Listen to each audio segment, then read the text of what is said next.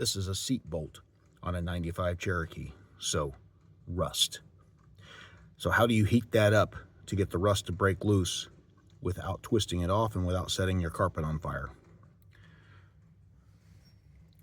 This is a piece of 3/4 inch pipe with some slits cut in it at the bottom.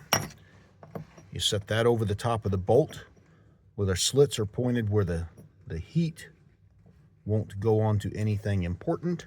And then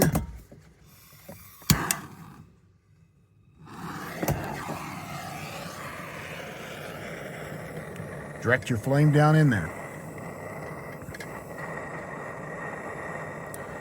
After it heats for a little while, the bolt will expand, break the rust loose, and you'll be able to pull that thing out.